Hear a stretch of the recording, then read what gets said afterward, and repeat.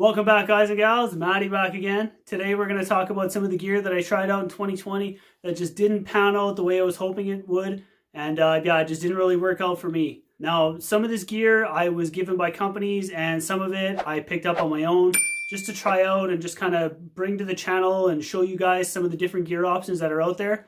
But some of it just really didn't pan out. First thing we're going to talk about, this guy here. This is a McKinney Ascent trekking pole. Now, I picked up these trekking poles just to kind of try out some different like budget or cheaper trekking pole options.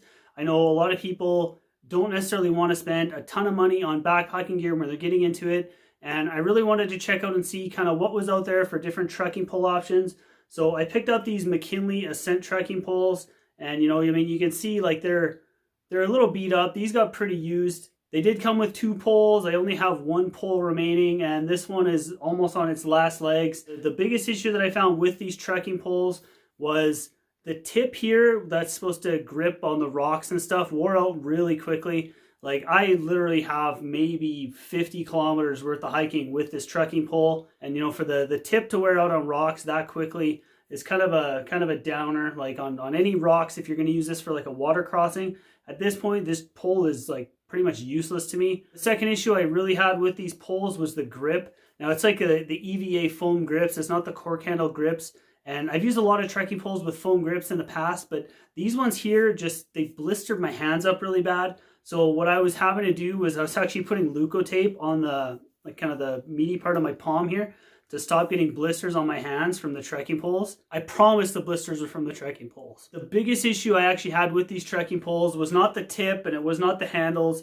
It was actually the flip blocks themselves. Now, these are plastic flip blocks on these trekking poles. I had the trekking pole sitting in my Stow trekking pole thing that the Osprey packs have, where you can kind of have your trekking pole sit here and it's kind of out of the way. I don't know if it cracked then or if it cracked in use, but the flip block cracked and the bottom of the pole slid out. So when I went to pull my trekking pole out to use it, this was all I had.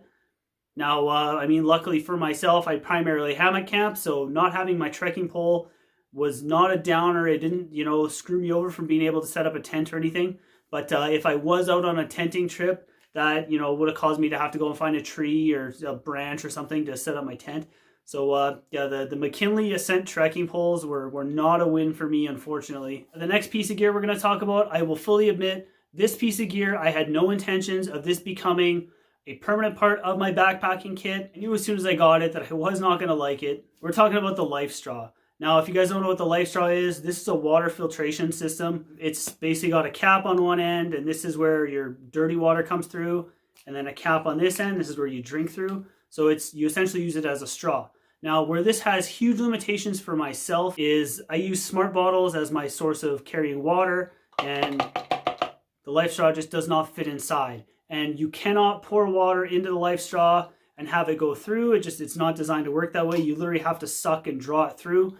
So it had a huge amount of limitations for myself. The only way that I was able to use it is basically laying down next to like a creek or a lake and drinking directly out of the source. And in that application, yes, it does work, but I would kind of call this more like a survival filter as opposed to like a backpacking filter. I mean, just with options like the Katadyn Be Free or any of the Sawyer filters or the Hydro Blue filter and basically any other filter out there on the market, I don't really see why the LifeStraw would be recommended as a hiking and backpacking filter. I guess unless you're using something like an Nalgene bottle, you can fit this inside a Nalgene, or if you've got a wider mouth bottle. But to me, there's so many other better filters out there on the market, and the LifeStraw honestly gets 0 out of 10 stars in the Matty rating. The next piece of gear that just didn't really work out for me in 2020, my Salomon Speedcross 5s.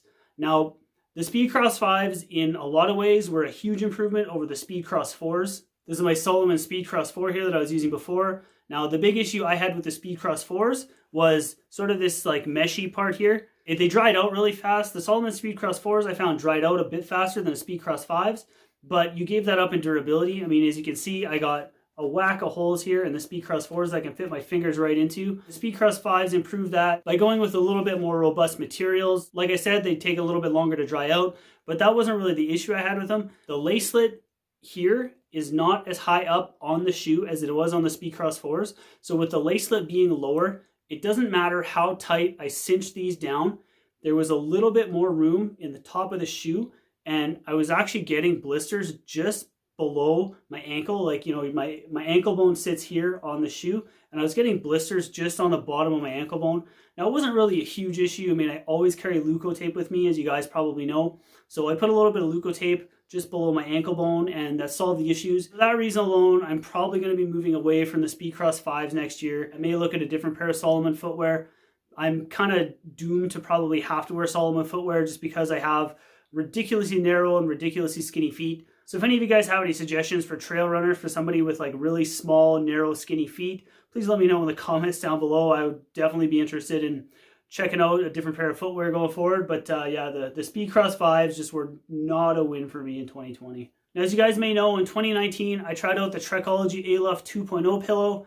And while I loved it at first, it eventually failed on me, and I really didn't like the valve system in the Trekology pillow. It has this clicker mechanism, and I found it just was too many moving parts. So when my Trekology pillow failed, I moved on to this guy here. Now, this is the Outdoor Vitals pillow. Obviously, when it's inflated, it looks a lot better. The biggest improvement for me with the Outdoor Vitals pillow over the Trekology pillow is the valve system. The valve system in the Outdoor Vitals pillow is just a rubber flapper inside.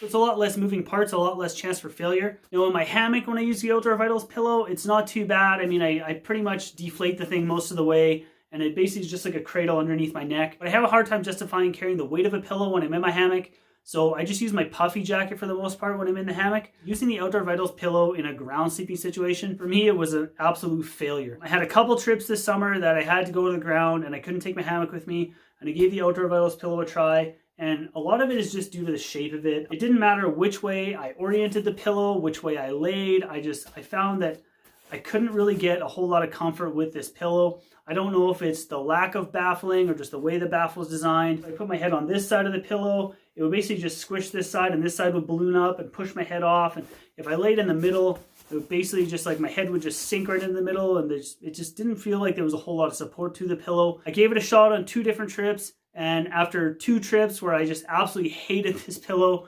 I went back to the Trekology Aluft 2.0. Trekology did send me a replacement when my first Aluft failed.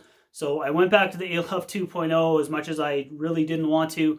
But to me, it's a far superior, far more comfortable pillow. So that's why I went back to the Trekology pillow for ground sleeping situations. Now, if you guys are tired of hearing me talk about backpacking gear that didn't work out for me in 2020, and you want to know my best gear from 2020, I'll put that video up over here for you guys. So when you're done watching this one, head over there and check that one out. As always, guys, I am Matty. Thank you guys so dang much for watching, and I'll see you guys on the next one.